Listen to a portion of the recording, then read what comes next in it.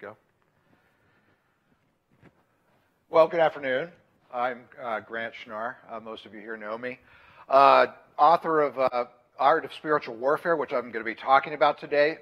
Since the Swedenborg Foundation is out there, though, I did want to go through some books that are out there. My first book was Unlocking Your Spiritual Potential, published by Abbey Press, a Catholic press. But later it was redone. I redid it, edited it, added some Swedenborg into it, and called Spiritual Recovery. And that takes the 12-step model from Alcoholics Anonymous and shows how it can work for all people. And I got that idea because really the steps involved in Alcoholics Anonymous are very similar to Swedenborg's steps of repentance. And so to be able to bring those together and show the whys of how the 12-step program work is what I wanted to do in that book.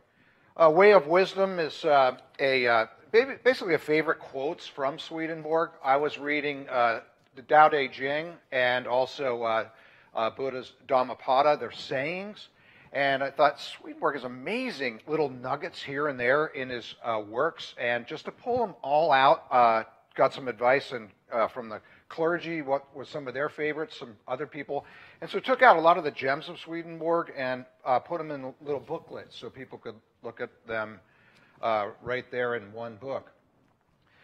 You Can Believe. I wanted to just do a very brief, short overview, mainly focused for people who were not satisfied with their religion or had wandered away looking for something else. And coming back to say, you can believe. Here's another way to look at it. You know, who is God? Why am I here? What's life going to be like after death? Providence, that kind of thing. And I use this today in teaching at Bryn College, the young people that are coming in as an introduction to Swedenborg's works. I got to go a little faster on these. This one's called Return to the Promised Land. And this talks about the deeper symbolic meaning of the Exodus story and also into Joshua, how it can apply to our lives and the growth that we go through from the slavery, the Egyptian slavery of our own egos and selfishness and things like that, to a promised land of a healthy way of life. The last two I wrote, Guardian Angel Diary, it's one of my favorite books, if you're allowed to have one of your own books be one of your favorites. Story of a girl struggling to understand life. She has a disease that may end up being terminal and really comes to some really good wisdom, and I can't tell you what happens in the end, but it's a great ending. And it was also a way of me conveying a lot of things that I wanted to convey about philosophy of life and about truth and wisdom as much as I have, which is about that much, but in a story. And so that's why I put this together. Dr. Mehmet Oz also recommends this book, which is great. And then a little book I had for quite a while written, Ghost Brother Angel. And this is really just a little story of something that happened to me that really helped me get in touch with just the other world and my brother who had died when I was a child, just feeling his presence, that he had been with me and that the Lord had been guiding me on a journey. And so this covers a couple of months of a story that happened to me back 15, 20 years ago. But today I want to talk about Art of Spiritual Warfare. And this book is truly my favorite. It's my bestseller as well, probably about 10,000 copies sold in the United States. But it's also been picked up by publishers in many continents, and as you can see, and these are separate publishers who picked it up and bought the rights to the book and then published it in their own country in their own languages. I always joke around that, maybe nobody knows me here, but I might be a really famous author in the Netherlands.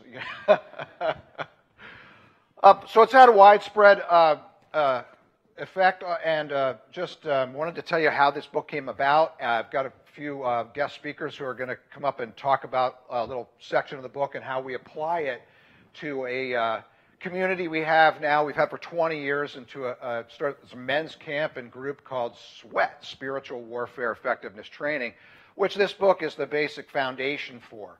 So I wanted to talk about that, talk about how I got into that, show you some principles involved in it, and just have some fun. Now, this quote is very famous from the Apostle Paul.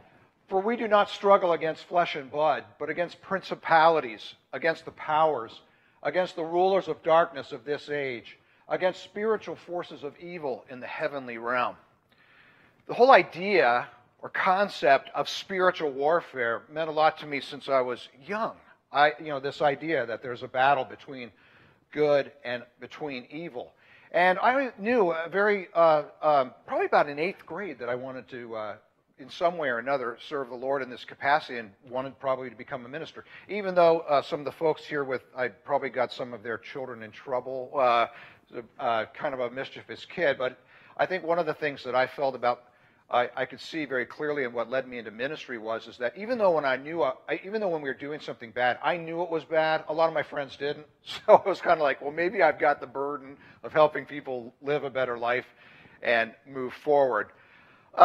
Also, with the clergy, I always joke around. The first cult I ever started was within the clergy called NCM, which was New Church Militant. And the idea it's just becoming director of evangelism for the worldwide New Church, there's a lot of ministers that were scattered out there trying to spread the church, the teachings of Emanuel Swedenborg. And really, none of us really knew what we were doing. And it could be a real depressing job being all the way out in the middle of nowhere by yourself trying to do this. And for me, working in Chicago at that time, trying to get a church off the ground, it was a real battle. So the first community I started was NCM, which is New Church Militant, and grabbed some ministers together and made up some kind of initiation, for them in a pledge. Some of the ministers in here were part of that, and gathered together in community to fight the good fight. So it was always important to me, but I always also felt that it should go beyond ministry. That this was something that we all have our struggles. And when I talk about that struggle or the spiritual battle, I'm talking about the battle that goes on inside of us, the clash of values, valuing things that aren't good for us, valuing things that are good for us and others, the classical clash of good and evil, the clash of our higher desires and our lower desires and wants, our inner self, our outer self. It's called things in many different cultures, but I was interested in coming together to help people understand that battle and to win more than they lose. So what was interesting with that in mind was there was a time, I was thinking that over, and I was visiting a friend's house, a good friend of mine, well, both friends of mine, Dave and Susan Roth. He's a minister in Boulder, Colorado. And I was spending some time there, and I was just looking through his books. And one of the books I saw was Sun Tzu's Art of War. Now, I'd heard something about it, but I'd never really opened it up. I knew that Sun Tzu was an ancient Chinese military general, philosopher, and that he had wrote some kind of book about warfare that a lot of generals were still reading today and had been turned into a business manual and things like that. And so I just thought, well, this is interesting. I'll pick it up. So what was interesting in turning to that book and just opening up the page, the first thing I read interested me. He says, warfare is a vital matter of the state. It is the field on which life or death is determined and the road that leads to either survival or ruin, and must be examined with the greatest care. And I realized even though when I was reading that, he's talking about physical, natural warfare, that I was almost reading into it right away.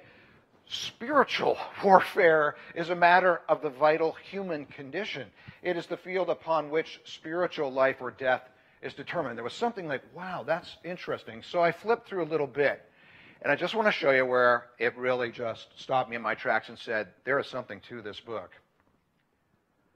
The first thing Sun Tzu says is the general who will win the battle is the general who walks in the way, or walks, which is the Tao Te Ching.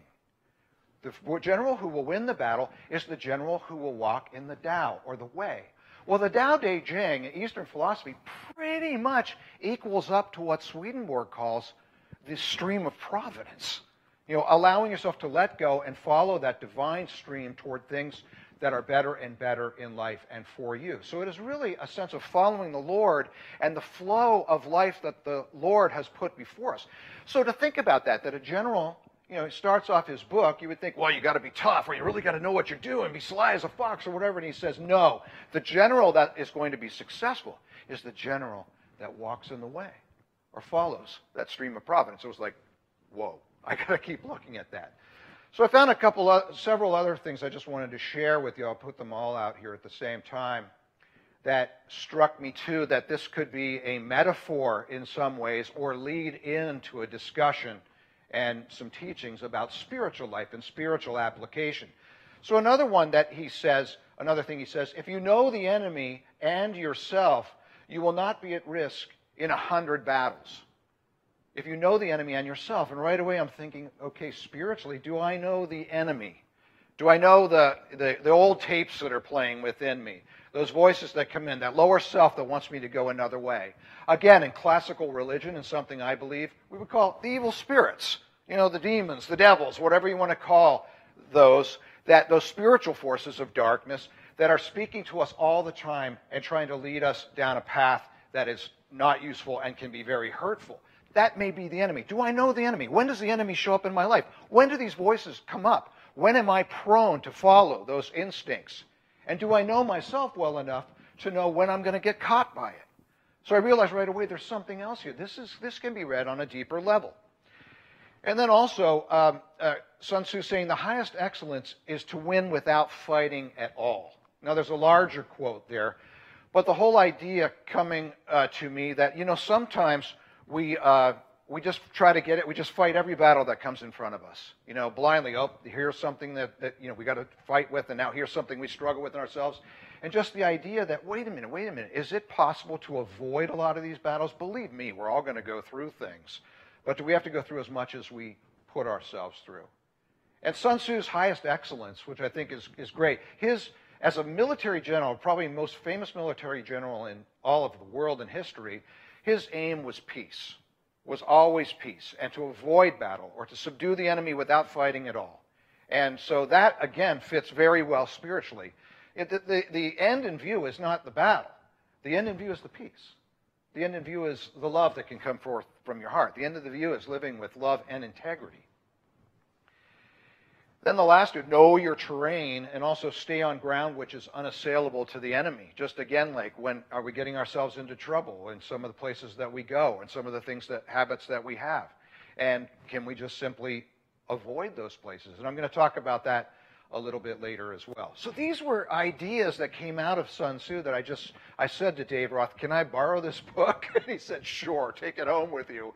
And just started studying that book and really seeing that this could be a mechanism that could couch a lot of deeper truths. So like start with Sun Tzu's ideas and then take them to a different, deeper level. Almost like what Swedenborg does with the Bible, or says we can do with nature, is that it has a certain meaning, but we can see a deeper meaning that can help us, and it reflects on our own lives.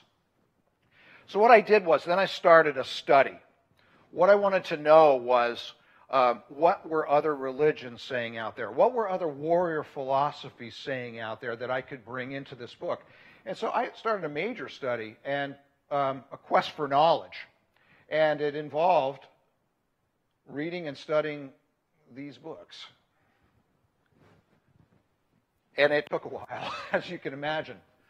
But anything from the Quran to the Holy Bible to the mastering of Aikido, to Carlos Castaneda, to Lakota beliefs and rituals, so on and so forth, the Bhagavad Gita, the Tao Te Ching, the Dhammapada, Buddhist sayings. And what I found was every single one of these, every single religion, a noble religion or great religion of the world, has a doctrine or a teaching, and sometimes it is the strongest teaching of the spiritual battle. It can be called different things, fighting, the demons within. It can be overcoming the self. It can be living love and integrity, which there's a struggle in order to do that. But they all have this idea inside of them. In fact, going all the way back to the first religion that we know in history, Zoroastrianism, was all about the battle between good and evil. So there was something there that I saw, wow, I can bring in different aspects of the world's greatest teachings on this. And so one of the things that I find, one of the reasons, again, I'm going to say I really like this book, it's one of my favorite, is because in a lot of ways it wasn't written by me, in the sense just that I quote and quote and quote in this book different religions and what they have to say about the battle. In fact, I remember Dr. Ray Silverman, who's here and spoke earlier, read the book for me and talked about it, and we got an aside, and he didn't mean this in any strange way or anything like that, but he says, you know, it's interesting. There's something that feels a little revelatory about this. And we both talked about it, and it was that because we were bringing together all the different religions. So when I read it, I'm just seeing what all the the wise people of the ages are saying, and it's been great to be able to do that and to continue 21 years later to have this book still going out to people. Can you believe it's 21 years ago I wrote that book? Now the contents are the table of contents is basically taken out of what Sun Tzu's table of contents. Okay, so we could look at, it didn't shift on me here. Let's see. All right, so from spiritual assessments, weapons of spiritual warfare, all the way to strategic maneuvering, traversing the terrain. And a lot of these I could just use the titles, and then there was some wisdom in there from Sun Tzu that you could take deeper, but also use that whole section to bring in other teachings from the different religions, especially, and I will say, especially Swedenborg, I should have said that even earlier, who talks a whole lot about the battle between good and evil. He even says the higher self and the lower self, or the inner self and the heavenly self and the lower self, fight with each other as if their lives were at stake inside of ourselves. And so Swedenborg lays out this philosophy perfectly. And so that is all within this book as well, absolutely. But then there are places like, it says, chapter 11, it says spiritual fire. Well, Sun Tzu did get into the military. He was military, so that chapter 11 was simply called Fire in his book, and it actually was about using fire in battle. Not going to work on a spiritual level. But to realize that fire on a spiritual level is symbolic of love. And that I could take the whole thing and turn it around and have a chapter talking about love. And even, Jesus said, I came to bring fire on the earth. Oh, how I wish it were kindled already. And he was talking about, I came to bring love on the earth, and how I wish it were already here. So this ways I was able to translate some of this material and add to it by bringing in other teachings and also using Sun Tzu in a symbolic way. I want to talk about one of the chapters in just a little bit, but the weapons of spiritual warfare. Now those weapons we can see that I used in the book are truth, awareness, prayer and meditation, and love. And we know that truth can be an incredible weapon. In fact, one of the favorite quotes of Swedenborg that changed it from falsity to lie, but is the only power in evil is in the lie. The only power of evil is in its corresponding false idea, is in the lie. So if you can find, if whatever's you're playing out in your head, if you can find the lie, you can take away the power of that evil. It doesn't even have, in a sense, it can be even something like a tremendous fear going on in your life. There's some story that's being told to you. If you can find the lie, that fear will vanish. If there's something obsessive that's going with you that you can't let go of, if there's some story that you're telling yourself or you're being told, and if you can find that lie, you take away its power. So that's the power of truth. Truth, what is truth? Really, what if you think about it? Truth is reality. It's the way it is.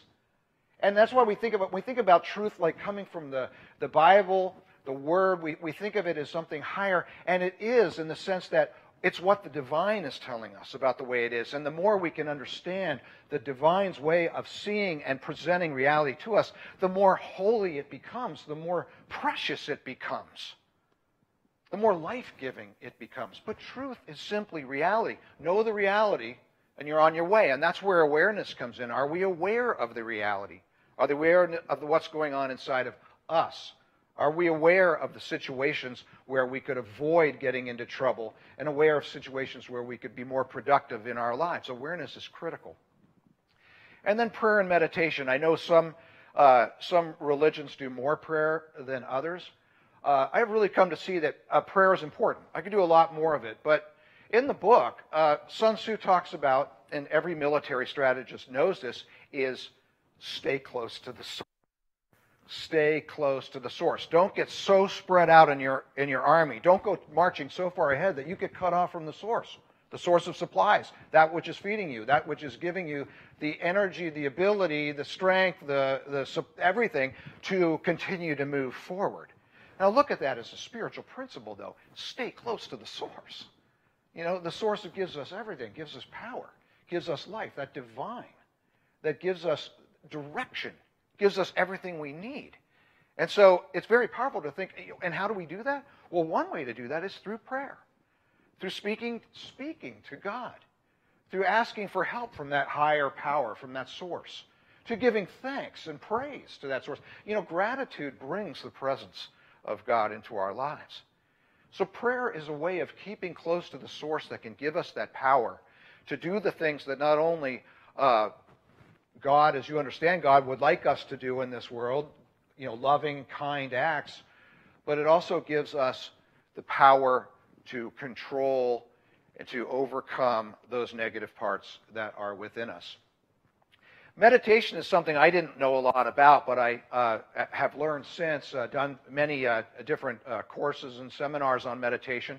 I can't say I meditate regularly. I wish I did. But you can do a couple of minutes of just sit down and just breathe a little bit and relax, and it does a lot for you. But what I found about classic meditation, we'll get into this a little bit later, is classic meditation is simply allowing thoughts to pass through you, not grabbing onto those thoughts. And all I'll say for now, again, is to look at it spiritually.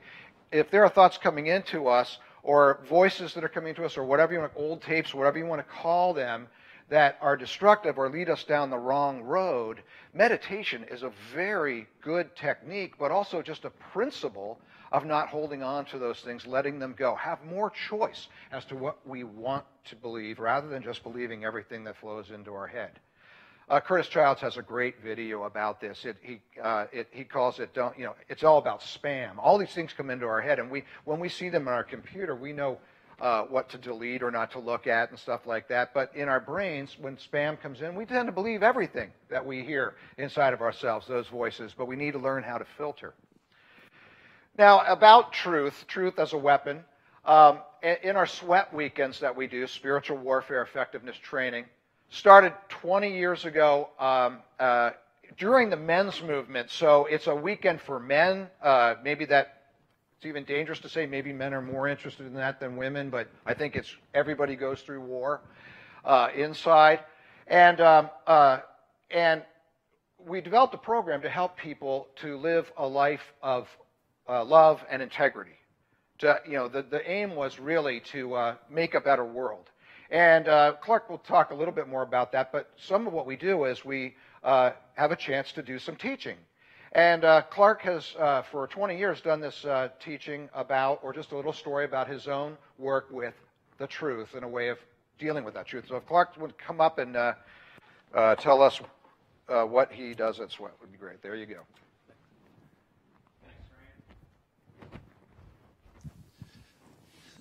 So,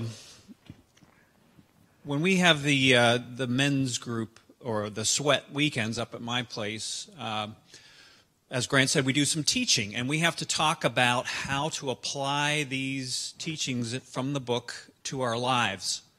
So what I talk about is weapons. And, of course, on a natural level, anyone who's going to go into a battle, they have to have a weapon to help defend themselves and, to ward off the enemy. So as a spiritual warrior, battling our own battle, we need weapons as well. Well, what's a spiritual weapon? And as Grant said, he listed some of those right up there. So what I talk about is stones. And you're all familiar with the story of the Philistines and David, and of course Goliath that he goes up against. And so I go through the story of David and Goliath, talk about that there's this champion, Goliath, who's out there who represents, of course, as we know, all these different evils. And there's this little shepherd boy, David, who he says, I'll go up against him. And what does he do? He goes to a river and he gets 7 smooth stones. takes those stones, and as we all know, he puts it in a sling, throws it up there, hits Goliath, and defeats him. So that stone we know in the new church, and on the weekends, since we have men from all different faiths there, I say in my spiritual belief, stones represent truth. Truth. So David was able to defeat Goliath by using truth.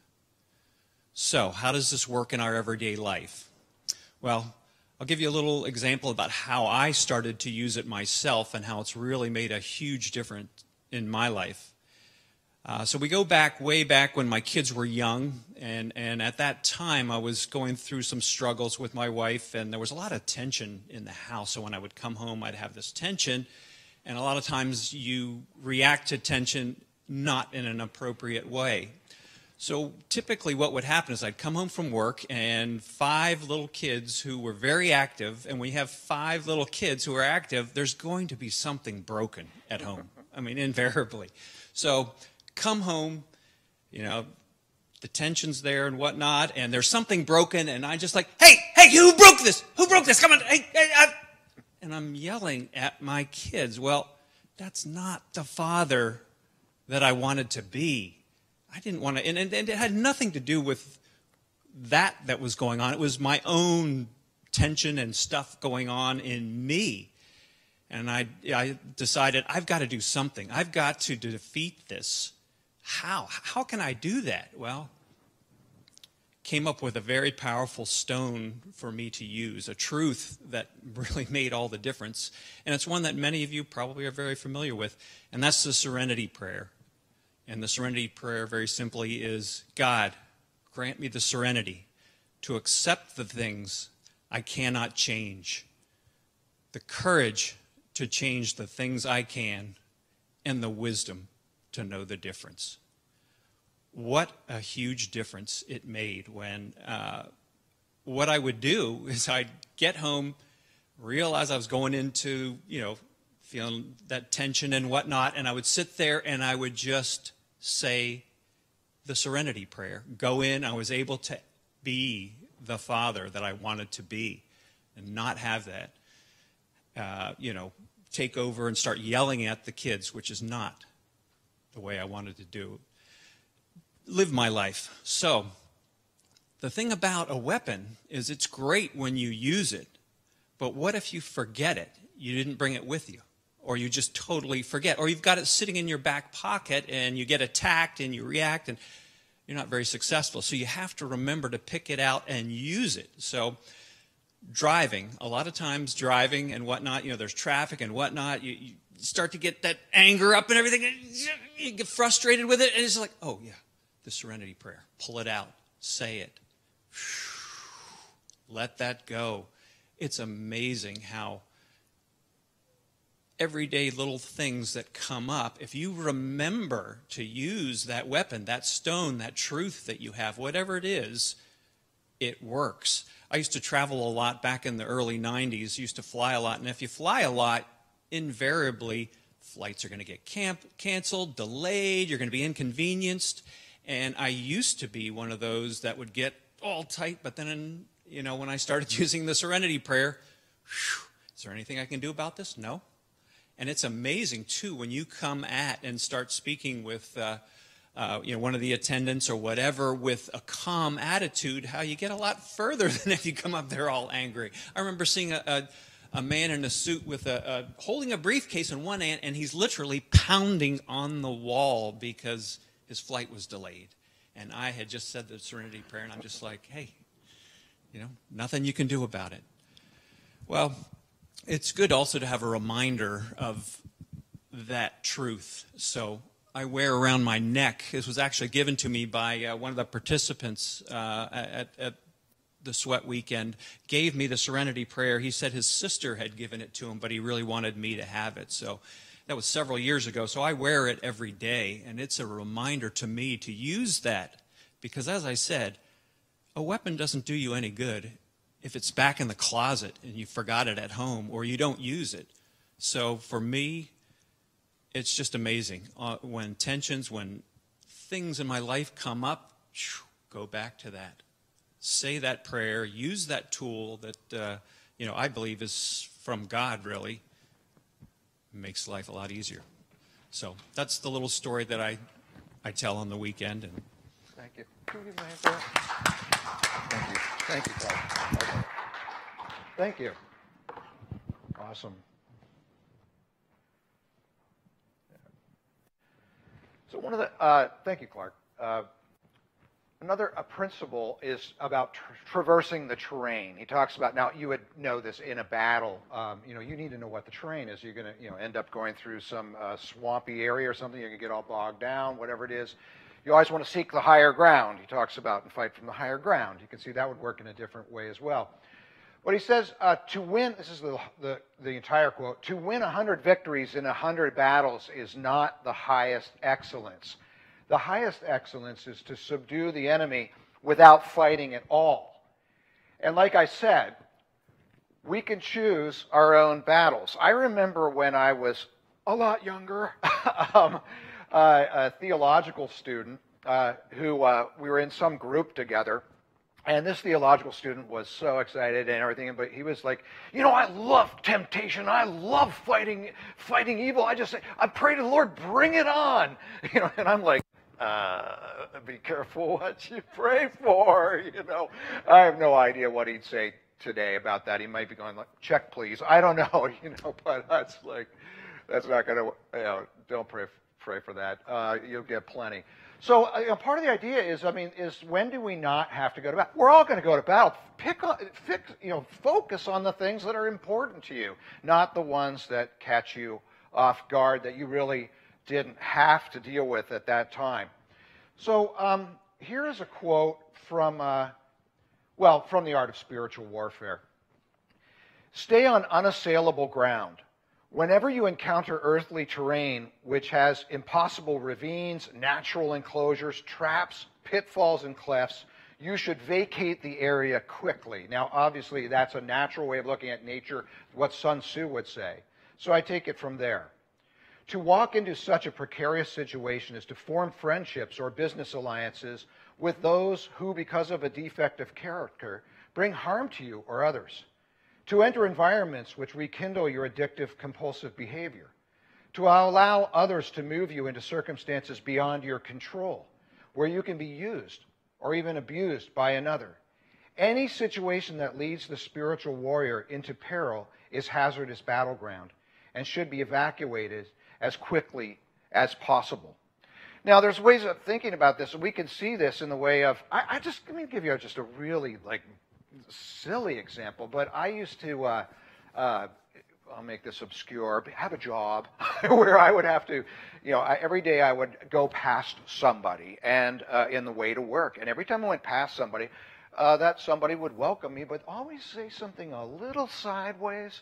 It's kind of like, what was that about or whatever? And then I go to my office like, well, why'd they say that or whatever? And, I'll let it go. And then the next day kind of dread having to go, And it was kind of like, it dawned on me, I don't have to go through that door to go to work. There's another door to go through. I don't have to be put through that. I don't have to, confront it. I don't have to, deal with whatever was said. I don't have to, have resentment. Just walk through another door. It's as simple as that. I've got more important things to struggle with than that. Okay? But you can take this on levels that I think we have worked with a lot of people in recovery. It's just amazing what we do. With so many, in fact, the recovery community is huge in using this program and taking it forward from where we never dreamed. But one of the things is very common, you'd hear in recovery, and you'd know this, there's a lot of people that they go on, they get sober, but then, they're not with their friends in the usual bar or whatever, so they say, I know what I'll do. I'll go to the bar and I'll only drink a Coke, right? Right into that territory, the traps, the clefts, the rocks, or whatever. And what happens? Well, that Coke becomes a rum and Coke very quickly, okay? And they lose the battle. They need to know. Don't walk into those situations. And there's many ways of doing that. That I could talk about. There's unhealthy situations. You're in a marriage and you're getting into a friendship with somebody, and you may not see there's all kinds of traps right there that are right around the corner. And when you see something like that, what Sun Tzu's saying, what you'd say spiritually is back out. Get out of that situation rather than having to be attacked or go through that war. You don't have to go through. So that's traversing the terrain. Now another one is strategic dispositions, and that is to put yourself firmly in a place where you can see what's coming and what's not. And Swedenborg talks about this. Ray Silverman earlier this morning quoted Heaven and Hell 302. This is basically the same idea. I liked Ray's quote better, but this is in my PowerPoint here from Swedenborg. If people would believe as the case really is, namely that all that is good and true is from the Lord, and all that is evil and false is from hell, then they could not become guilty of any fault, nor could evil be imputed to them. But because they believe that it is from themselves, they appropriate evil to themselves. And the idea here is that the thoughts that we have are flowing into us from the spiritual world. And so we have those thoughts, those negative thoughts, those evil thoughts, those fearful thoughts, those, whatever you want to call it, that are coming into us. And that as well as good, heavenly, loving thoughts from above, but what we do so often is we just identify with the thoughts right away. This is me. This is who I am. And what Swedenborg it says, and it's interesting because he comes out of the Western culture, is do not identify with those thoughts. See them for what they are, and those impulses, and those that are good, healthy, and useful, adopt. Make part of yourself. But if you really saw that those other thoughts are malignant, evil spirits moving you toward the wrong, you would stay away from them immediately. Now, what I mentioned about having it be the Western world is that this actually is the practice of Buddhism and of meditation, and the idea of allowing those thoughts to pass through rather than identifying with them. So I wanted to read you, I took both of those ideas and put them together in The Art of Spiritual Warfare, and this reading is a little longer, but I think I'd like to read it to you because you'll get a flavor of how the book sounds. It's written with a little bit of that style of an old ancient Chinese philosopher, but talks about this idea of not identifying. So this is under strategic dispositions. The expert at spiritual defense remains firmly planted in the deepest recesses of the earth, becoming one with the ground, virtually invisible and unmovable, yet aware. The warrior firmly establishes a position of inward strength, which acts as a shield against attack from spiritual foes. This tactic is accomplished by learning the art of awareness and control. The master warrior studies the inward terrain, inside of himself or herself, of the self through the practice of constant self-awareness. The expert at defense moves with awareness across the terrain, earthly terrain, observing with distance and precision. Even when preoccupied by matters of the mundane, the inward eye remains sharply focused on the spiritual horizon, ready for an approaching enemy. Now I'm going to stop there for a second because Locke Brown, who will be talking a little bit later, Vietnam vet, decorated Vietnam vet, and great friend of mine, we were talking about this concept of seeing what's out there. And he told me about this syndrome that they had when they came back from Vietnam, but it was very useful in Vietnam, and that was they had the 1,000-yard stare.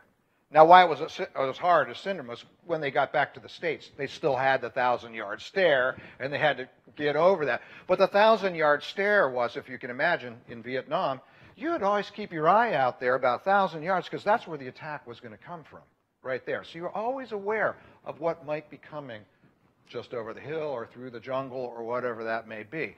And it just seems so much like a perfect example of spiritually of having that 1,000-yard stare. What's coming? And it would be a very useful thing to have that kind of view, rather than sometimes we focus down here and we're surprised when we're attacked by our spiritual enemies within. So it goes on, just one more paragraph. This is the way that leads to an awakening of spirit from the numbness of spiritual sleep. No longer associating with personal ego, the master warrior steps aside and observes. Like a child exploring the sky at midday, the master of defense learns to watch inward thoughts and emotions pass by like so many clouds in the sky. The master warrior does not reach out to grab hold of them, professing, "I own this one," or that. The master warrior does not point to one of them and explain, "This one is me." The expert in spiritual defense does not grasp the thoughts of the mind and the emotions of the will as one's own self, but only observes. In this way, the enemy cannot approach, for there is no cover for his approach and no clear target for attack. I think about, again, going back to that idea of really being aware of what is coming into us, what is flowing into us, and through using that technique that Buddhism offers in meditation, and it's the same doctrine of Swedenborg, as allowing those things to come up, pass through, not identifying with them, then we do have an opportunity to choose what we want to identify with. And then Swedenborg goes on to say, so when we choose what is good or loving or godly or divine, bring that into our lives, then we become better people, but it's our choice. And then we make it our own by that choice. And so that was just another principle that you can see fits in really well with the idea that this book could be used as spiritual warfare. And now talking about awareness, just a little bit. The average man, Carlos Castaneda says, the average man is only aware of everything when he thinks he should be. However, the condition of the warrior is to be aware of everything at all times. Quite a challenge there. But we do this practice. The idea is, are we aware? What's the first step? What's the first step Swedenborg talks about in repentance? Self-examination. Are we aware? And that's true, and we get into the Catholic Church as well, looking at self, and they follow it up with confession. But looking at the self and being aware of ourselves, knowing ourselves, what's going on, what triggers us, where do we get ourselves into trouble, where do we find where we are feeling a lot of vitality in our lives and feeling that positive support that's coming within us, to be aware of that. Are we aware of our effect on other people? Sometimes I can identify with this. I can see places in my past where I was talking to somebody and I got intense about it, but I thought I was just making a point, and I didn't realize they were like, "Whoa, this guy!" This guy should calm down a little bit. I had no idea. I'm just a dramatic person, But I had learned, I'm having this kind of effect, especially on people that aren't used to that kind. I grew up in a family where you just told it like it was, got it over with, and it was over, But not everybody does that. I had to learn that. What kind of effect am I having on other people? And that is, a huge lesson. So awareness is a huge part of our spiritual growth. It's almost, like the first step to have that awareness. Now, with that in mind, what I would do we have different weekends, what's called SWET 2, which is about awareness and intentionality, is I do about a half-hour meditation and process to help them get in touch with awareness. Now, I know you may or may not want to do this, but I'm going to do show you a 4-minute version of it if you'd go along with me just for a moment. So I am going to ask you if you'd like to, and that goes with people that are watching us as well on the video, is to close your eyes and just allow me to do a 4-minute, just a very quick visualization. So if you can close your eyes, because I'm going to ask you to start to get in touch with how you're feeling in your body. So when you just take a deep breath and just let it out. Just let yourself relax. Now, on a weekend, I would do a lot more of that relaxation, but just want you to sense your body. Sometimes we're not so in our bodies and feeling our bodies. So just sense around your body how it feels. Maybe there's a place that's a little uncomfortable, maybe a little ache here or there. Just allow that, just notice it, allow that to be there. Feel the chair you're in. Now, I want you to just scan over your body, and we hold our emotions in our bodies, and what I'd like to do is scan over and find that place where you might identify with fear being in your body. Where is the fear, if you were to name where it is or holding in your body? And if you'd like, I would ask people at SWET, put your hand on that place where you feel that fear. Just acknowledge the fear. The fear can serve you. Fear serves us, keeps us from harm, helps us to protect that which is important to us. So honor that fear.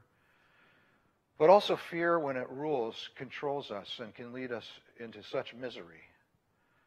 So just honor that part and let it be there, but be aware of it. And just let it go. Now, I want you to feel around in your body again. Just let your senses, the senses of your mind, be there, present. And I just want you to feel where shame shows up in your body. Guilt. Feel where that might come and put your hand in that place. Guilt and shame. Now that guilt can serve you. It serves you when it leads to change. When you see something inside, you see something and you realize, yes, that's something I did or do, and then you make the change. But that guilt becomes something very negative and hurtful when it rules over you, so that the guilt is so much that you are unable to change. It weighs you down. So it performs both functions. Now let that release. Now just stay in the meditation, but I would take them to a few more places, but I want to do one more going to the end, and that is feel the joy in your body and where that joy shows up. And when you find where that joy shows up, put your hand there where that is. Now that joy is so beautiful. In fact, in my faith, in my tradition, the divine wants us to feel joyful. Wants that joy to be great and beautiful as we're loving and serving other people. Sometimes we're told when we grow up that if it feels good, shun it. If it's joyful, it can't be right. But that is a gift from the divine. But if we seek joy, if that becomes your greatest goal, that joy evades you. It disappears. You can't hold on to it and grasp it. You just have to let it be what it is and be thankful for that being there. So thank that joy for being there and just let it go.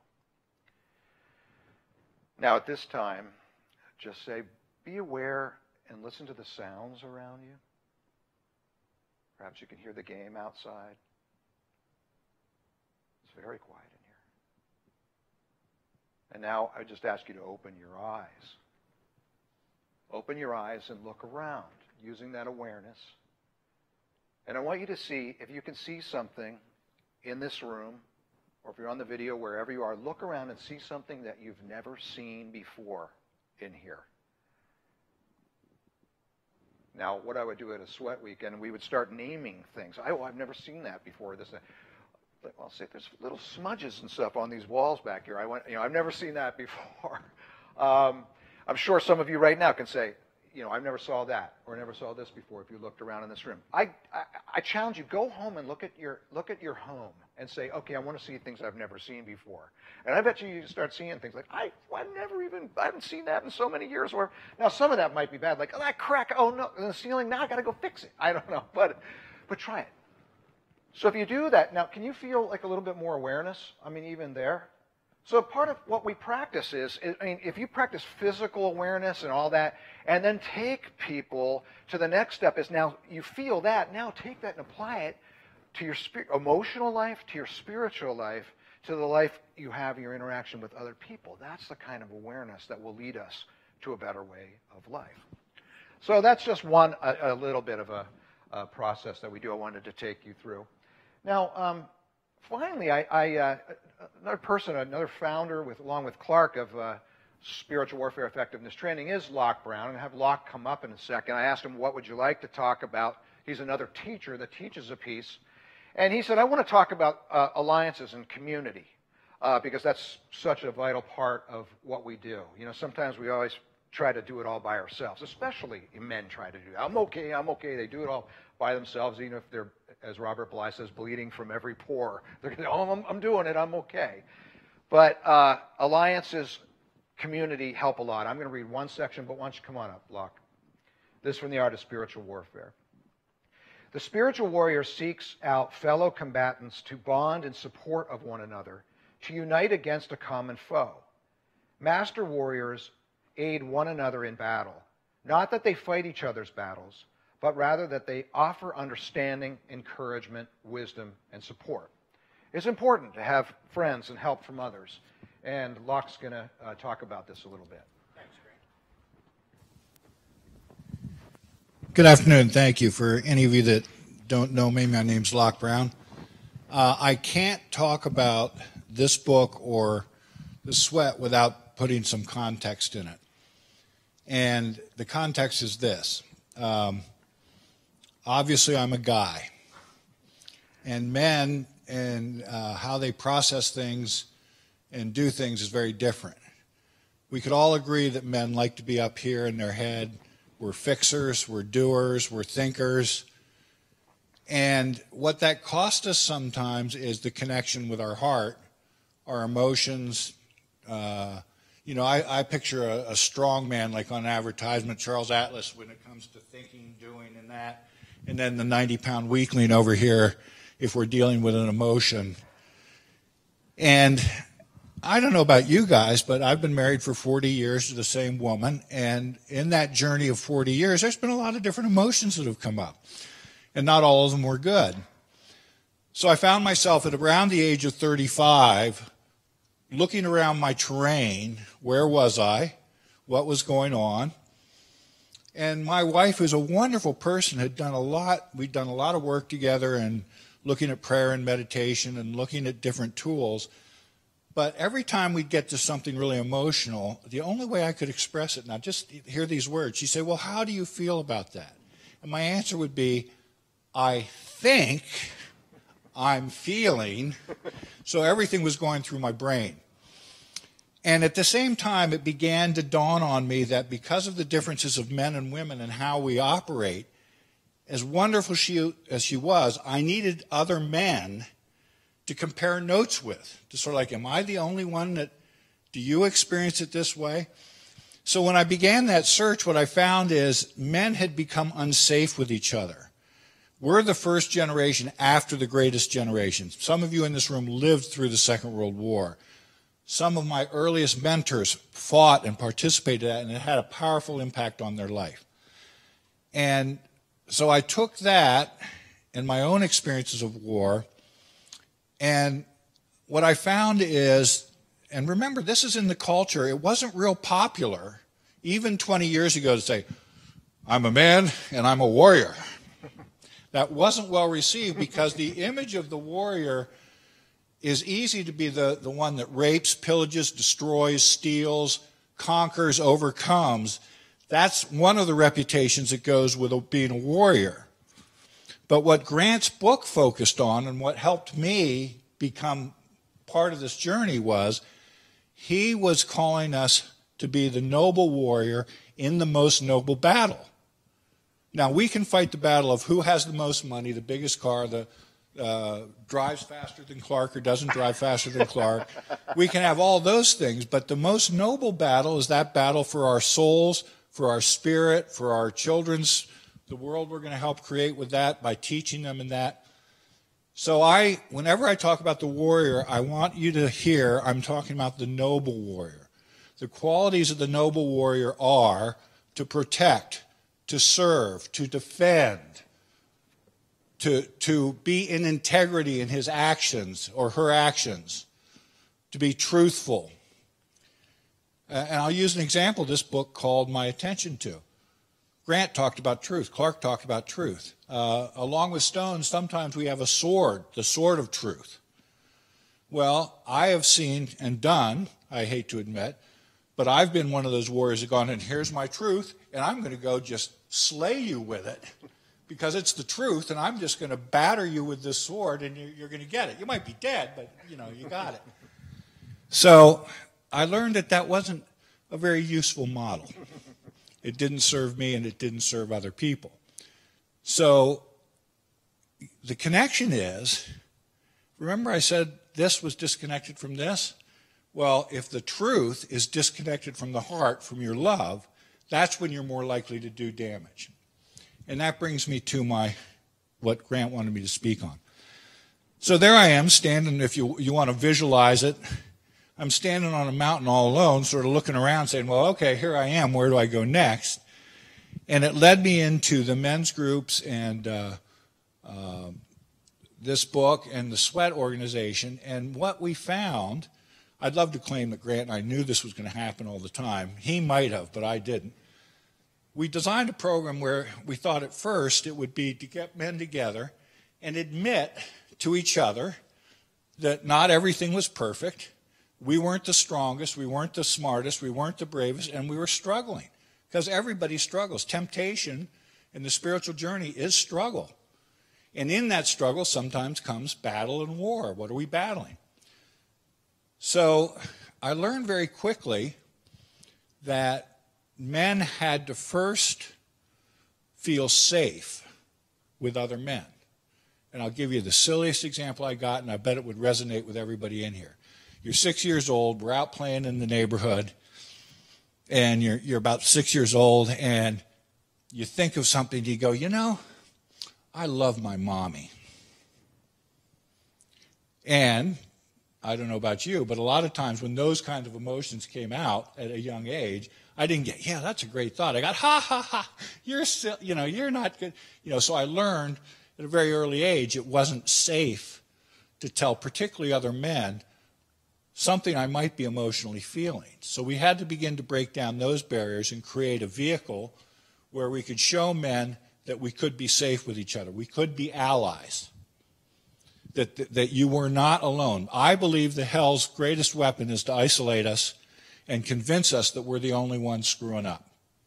I mean, Ray, look at Ray. I mean, he's got it all, right? He must be a great guy, But I don't know the battles that he has, and he doesn't know the battles I have unless we can come to a place where we can talk about them.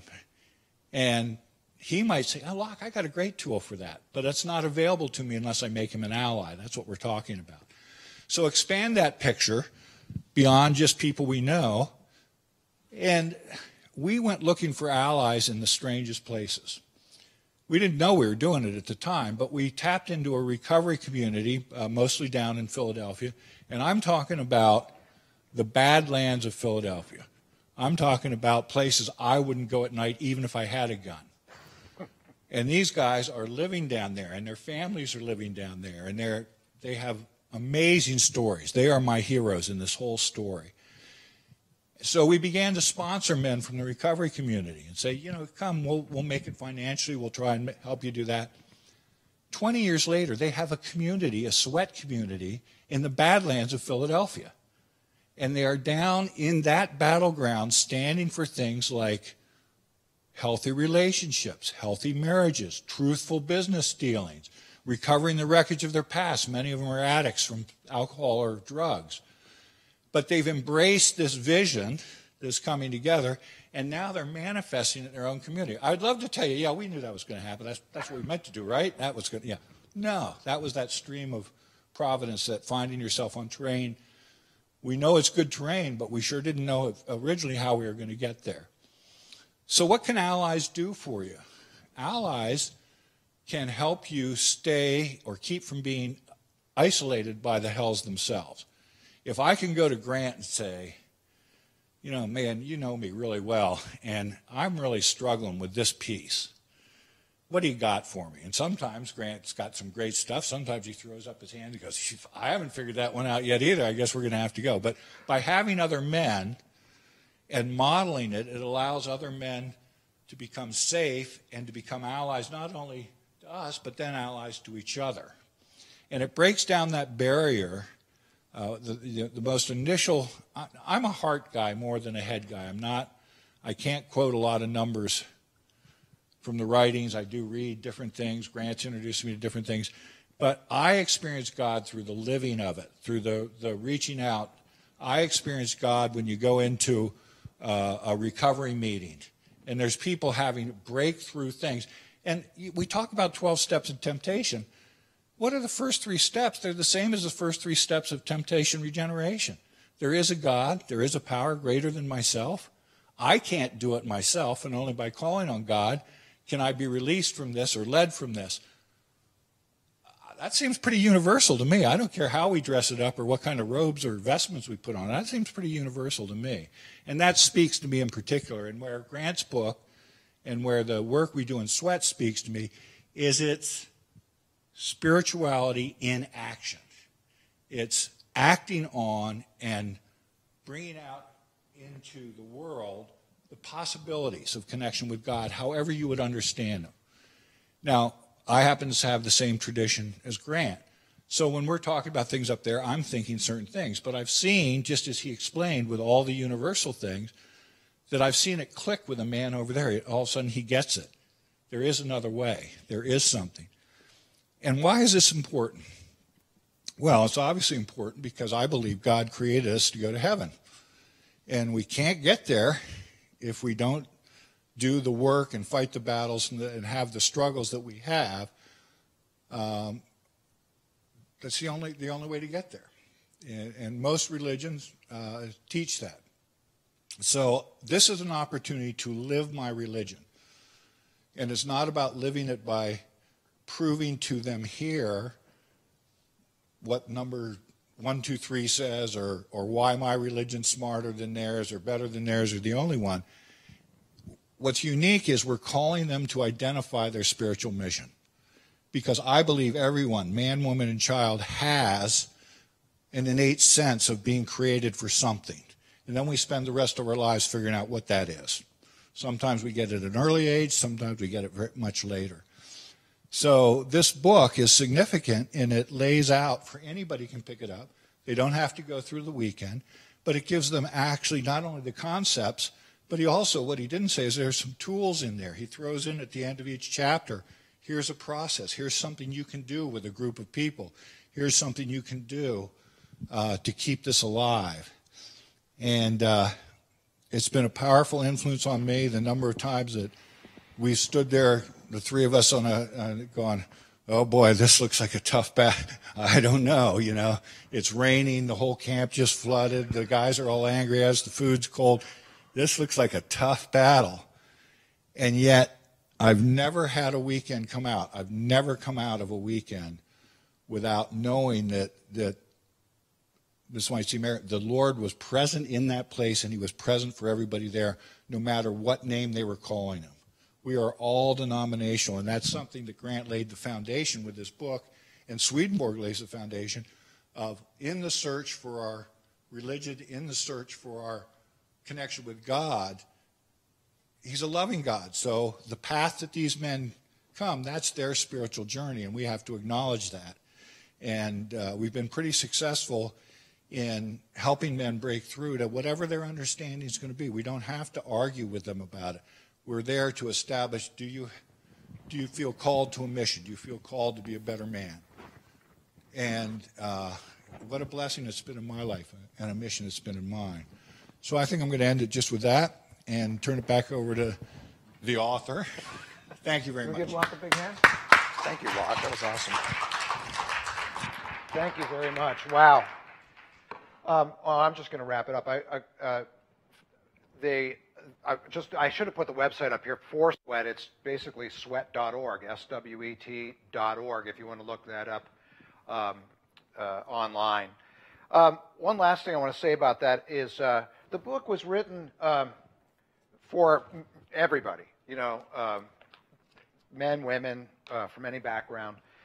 It's interesting that it developed among men. I think that was mostly because we started this process during the big men's movement with Robert Bly and stuff like that. I have done a lot of seminars and workshops with both men and women.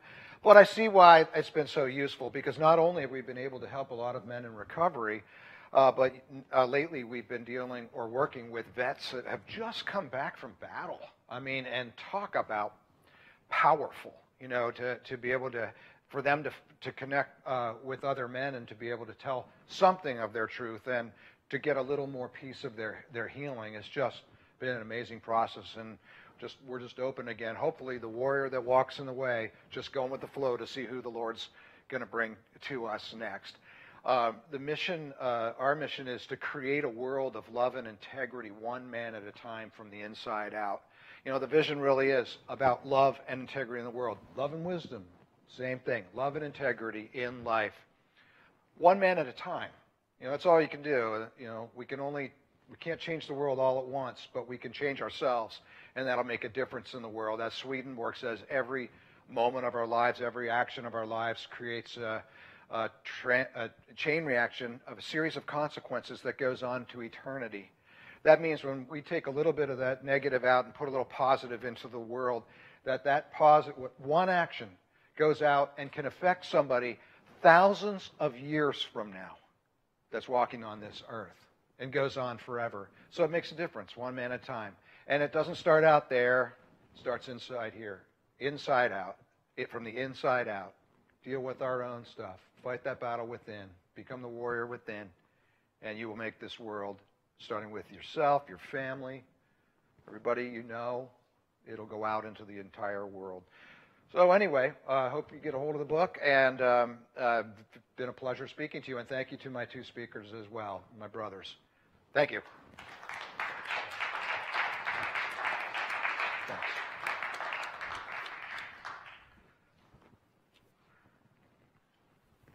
Steve. I'm going to repeat the question, so go ahead, yeah.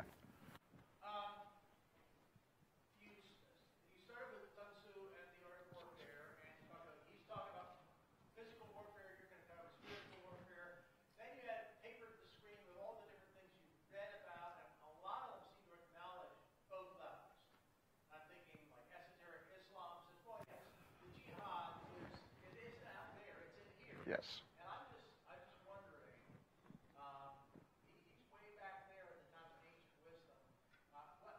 What feel do you have that Sun Tzu was actually thinking at both levels on these issues? So just to repeat, if I could possibly do that a lot of these different warrior philosophies or even religions talk about it on two levels. There's both that natural level of warfare and struggle, and there's a deeper spiritual level, like jihad is something that's inside or originally. And have I seen that in Sun Tzu? Absolutely. I think with Sun Tzu, that's what really interested me was there were a few statements like I just said, the one where he comes right out and says the general who's going to win is the one basically following the divine. But then one after another, it just seemed that these were, everything he said encompassed, paralleled, or something, a spiritual battle. And I think what we know about him was he was a man that loved peace more than anything else.